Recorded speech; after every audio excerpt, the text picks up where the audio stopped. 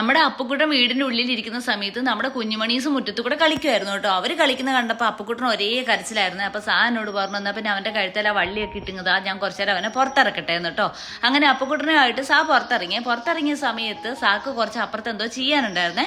അപ്പൊ നമ്മുടെ കുഞ്ഞുമണീനെ ഈ അപ്പുക്കുട്ടനെ ഏൽപ്പിച്ചിട്ട് സാ ആ പണിക്ക് പോയി കേട്ടോ. ഞാൻ നോക്കി നിൽപ്പുണ്ടായിരുന്നേ. ഞാൻ നോക്കുന്ന സമയത്ത് അവൾ ആ ഒരു വള്ളി ഇങ്ങനെ പിടിച്ചു വെച്ചോണ്ടിരിക്കുകയാണ്. അപ്പുക്കുട്ടൻ പോകാൻ നോക്കും, അവള് വിടൂല.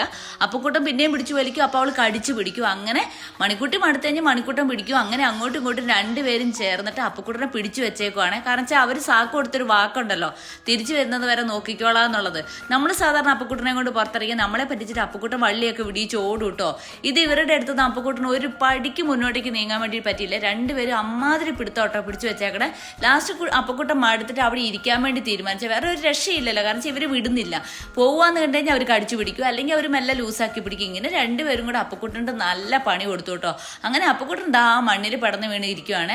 സാ എത്രയോ നേരം കഴിഞ്ഞാട്ടോ വന്നത്. ആ വരുന്ന സമയം വരെ അവർ രണ്ടുപേരും കൂടെ അങ്ങനെ നോക്കിയിട്ട് നിന്ന് സാനെ കണ്ടത് അവർ രണ്ടുപേരും അവരുടെ ലോകത്തിലേക്ക് പോയിട്ട് കുറച്ച് കളിയും ചിരിയൊക്കെ ആയിട്ട് അങ്ങനെ പോയിട്ടോ. നിങ്ങൾക്ക് ഞങ്ങളുടെ കുട്ടുമണീസിനെ അപ്പുക്കുട്ടനെ ഒക്കെ ഇഷ്ടമാവുകയാണെങ്കിൽ ഒന്ന് സബ്സ്ക്രൈബ് ചെയ്ത് സഹായിക്കണേ. ഇവരുടെ കൂടുതൽ വിശേഷമായിട്ട് ഞങ്ങൾ വരും കേട്ടോ.